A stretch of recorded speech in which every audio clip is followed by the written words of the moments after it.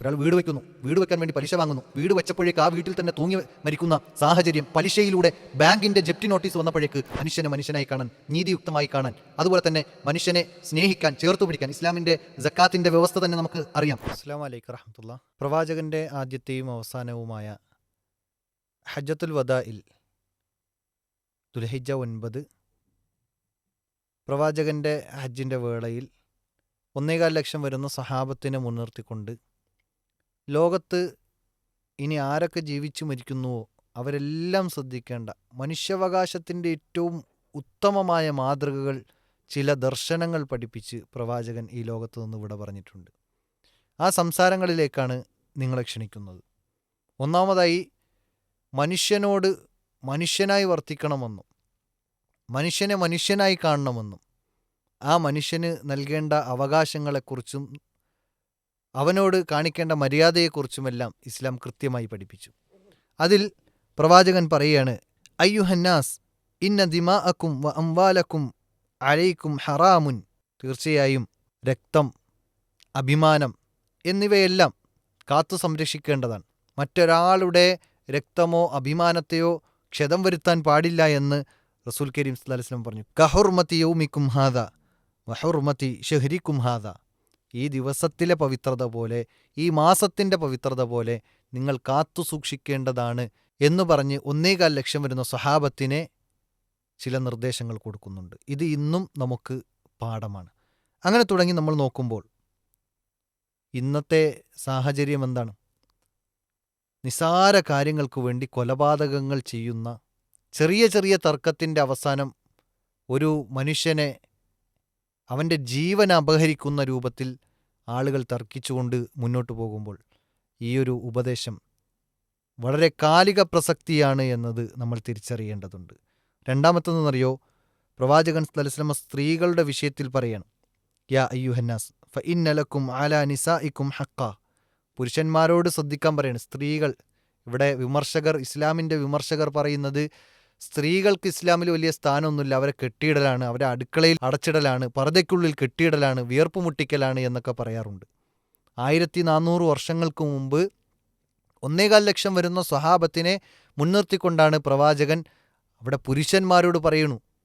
പുരുഷന്മാരോട് പറഞ്ഞ ഉപദേശത്തിൽ കാണാം, നിങ്ങൾ സ്ത്രീകളുടെ വിഷയത്തിൽ ശ്രദ്ധിക്കണം, നിങ്ങൾക്ക് ചില ബാധ്യതകളുണ്ട്, നിങ്ങൾക്ക് അവർ നല്ല ഭക്ഷണം വാങ്ങിച്ചു കൊടുക്കണം, നല്ല വസ്ത്രം വാങ്ങിക്കൊടുക്കണം, നല്ല നിലയിൽ അവരെ സംരക്ഷിക്കണം. ഇതെല്ലാം നിങ്ങളുടെ ഉത്തരവാദിത്തമാണ്. കാരണം അള്ളാഹുവിൻ്റെ നാമം പറഞ്ഞിട്ടാണ് നിങ്ങൾ അവരെ സ്വീകരിച്ചിട്ടുള്ളത്.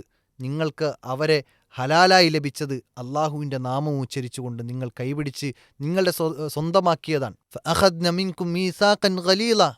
വമ്പിച്ച കരാറായിക്കൊണ്ടാണ് നിങ്ങൾ വിവാഹം ചെയ്തിട്ടുള്ളത്. അതുകൊണ്ട് അടുക്കളപ്പണി ചെയ്യിപ്പിക്കാനല്ല, അവളെ ആദരിക്കാനും ബഹുമാനിക്കാനും അവൾക്ക് കൊടുക്കേണ്ട നന്മകൾ നീ ചെയ്യുവാനും ഇസ്ലാം പ്രത്യേകം പഠിപ്പിക്കുന്നുണ്ട്. അങ്ങനെ തുടങ്ങി പ്രവാചകൻ സല്ലല്ലാഹു അലൈഹി വസല്ലം കൃത്യമായി നമുക്ക് പഠിപ്പിച്ചു നൽകുന്നുണ്ട്. അക്മലുൽ മുഅ്മിനീന ഈമാനൻ വ അഹ്സനുഹും ഖുലുഖ ഖിയാറുക്കും ഖിയാറുക്കും ലി അഹ്ലി. കണ്ടോ, അവിടെ പോലും സ്ത്രീകളോട്, വീട്ടുകാരോട്, ഭാര്യമാരോട് ഏറ്റവും നല്ല രൂപത്തിൽ വർത്തിക്കുന്നവനാണ് യഥാർത്ഥത്തിൽ മുഅ്മിൻ എന്ന് റസൂൽ കരീം സല്ലല്ലാഹു അലൈഹി വസല്ലം പഠിപ്പിച്ചു തരുന്നുണ്ട്. ഇനി അവിടെ കൊടുക്കുന്ന മറ്റൊരു ഉപദേശത്തിൽ നമുക്ക് കാണാൻ കഴിയും, ജാഹിലിയത്തിലെ എല്ലാവിധ മോശത്തരങ്ങളെയും അന്ധവിശ്വാസങ്ങളെയും അനാചാരങ്ങളെയും എല്ലാവിധ നടപ്പുകളും സമ്പ്രദായങ്ങളും എല്ലാം ഇവിടെ അവസാനിച്ചിരിക്കുന്നു എന്നാണ്. അന്നുണ്ടായിരുന്ന മോശത്തരങ്ങൾ നമുക്ക് ചരിത്രങ്ങൾ വായിക്കുന്നവർ എന്ന നിലയ്ക്ക് നമുക്ക് കൃത്യമായി മനസ്സിലാക്കാൻ കഴിയും. അതിൽ ഇന്ന് സമൂഹത്തിൽ നിഴലിച്ചു നിൽക്കുന്ന, പലപ്പോഴും ആത്മഹത്യകളിലേക്ക് ആളുകളെ കൊണ്ടെത്തിച്ച ഒരു വലിയ തിന്മയാണ് പലിശയുമായി ബന്ധപ്പെട്ട ഇടപാടുകൾ. ഒരാൾ വീട് വയ്ക്കുന്നു, വീട് വെക്കാൻ വേണ്ടി പലിശ വാങ്ങുന്നു, വീട് വെച്ചപ്പോഴേക്ക് ആ വീട്ടിൽ തന്നെ തൂങ്ങി മരിക്കുന്ന സാഹചര്യം, പലിശയിലൂടെ ബാങ്കിൻ്റെ ജപ്തി നോട്ടീസ് വന്നപ്പോഴേക്ക് ഉണ്ടാകുന്ന സാഹചര്യങ്ങൾ ഉണ്ടാകുന്നു. ഇത്തരത്തിൽ ആളുകൾക്ക് പ്രയാസമുണ്ടാകുന്ന, മാനസിക സംഘർഷങ്ങൾ ഉണ്ടാക്കി തീർക്കുന്ന, കൊലപാതകത്തിലേക്കും അതുപോലെ തന്നെ ആത്മഹത്യയിലേക്കും നയിക്കുന്ന ഇത്രയും വലിയ തിന്മ അത് പാടില്ല എന്നും അതിൻ്റെ ആദ്യത്തെ പടി എന്ന നിലയ്ക്ക് ഞാൻ എൻ്റെ കുടുംബത്തിന് കിട്ടേണ്ട പലിശ ഇത് അവസാനിപ്പിച്ചിരിക്കുന്നു എന്നും പ്രവാചകൻ പഠിപ്പിച്ചു. അതുപോലെ തന്നെ പക തീർക്കൽ ഇസ്ലാം അവിടെ അവസാനിപ്പിക്കുകയാണ്. നിസാരമായ പുല്ല് തിന്നതിൻ്റെ പേരിൽ അടുത്ത അയൽവാസിയുടെ വീട്ടിൽ നിന്ന് തൻ്റെ പുല്ല് തിന്നതിൻ്റെ പേരിൽ 3 മാസക്കാലം നീണ്ടു നിൽക്കുന്ന യുദ്ധങ്ങൾ പ്രഖ്യാപിച്ച, അതിനുവേണ്ടി പണിയെടുത്ത ഒരു സമൂഹത്തിൻ്റെ മുമ്പിൽ ഇതാ ഇനി പകപോക്കലുകളില്ലട്ടോ എന്ന് പഠിപ്പിച്ച ഏറ്റവും നല്ല ആദർശത്തിൻ്റെ വക്താക്കളാണ് മുസ്ലിമീങ്ങൾ. അങ്ങനെ തുടങ്ങി എന്തെല്ലാം നന്മകളാണ് ഇസ്ലാം പഠിപ്പിക്കുന്നത്. ഇതൊക്കെ കണ്ടാലും ഇതൊക്കെ കേട്ടാലും ഇതൊക്കെ അറിഞ്ഞിരുന്നിട്ടും ഇന്ന് ഇസ്ലാമിൻ്റെ വിമർശകർ പറയുന്നത് നിങ്ങൾക്കൊണ്ട് എന്ത് നന്മയാണ് ഈ ലോകത്തിന് ചെയ്യാൻ കഴിഞ്ഞത്, അല്ലെങ്കിൽ നിങ്ങൾ എന്ത് നന്മയാണ് ഈ ലോകത്തിന് ചെയ്യുന്നത് എന്ന് വീണ്ടും വെറുതെ ചൊറിയാൻ വേണ്ടിയിട്ട് ഇങ്ങനെ ആവർത്തിച്ച് ചോദിച്ചുകൊണ്ടേയിരിക്കും. ചോദിക്കുന്നവർ അവിടെ ചോദിക്കട്ടെ. നന്മകൾ ചെയ്യാൻ ഇസ്ലാം പഠിപ്പിച്ച ഒരുപാട് മാർഗങ്ങളുണ്ട്. മനുഷ്യാവകാശം കൃത്യമായി പഠിപ്പിച്ചത് ഇസ്ലാമിൻ്റെ ആദർശമാണ്. ഒരു മനുഷ്യനെയും അന്യായമായി കൊലപ്പെടുത്താൻ പാടില്ല എന്നും അവരോട് ഏറ്റവും നല്ല രൂപത്തിൽ വർത്തിക്കണമെന്നും മനുഷ്യനെ മനുഷ്യനായി കാണണമെന്നും പഠിപ്പിച്ച മതം ഇസ്ലാമാണ്.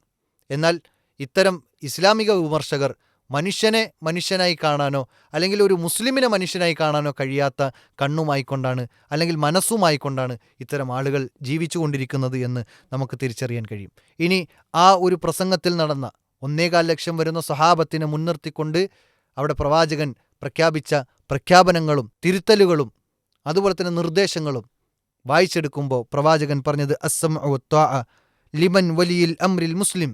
ആരാണോ വലിയുൽ അംർ, ഭരണാധികാരി, അവരെ അനുസരിക്കണമെന്നാണ് ഇസ്ലാം പഠിപ്പിച്ചത്. അതിൽ പുണ്യമുണ്ട്, അതിൽ നന്മയുണ്ട് എന്നാണ്. അതോടൊപ്പം പ്രബോധന പ്രവർത്തനങ്ങളിൽ ഏർപ്പെടണം എന്ന് ഇസ്ലാം പഠിപ്പിച്ചു.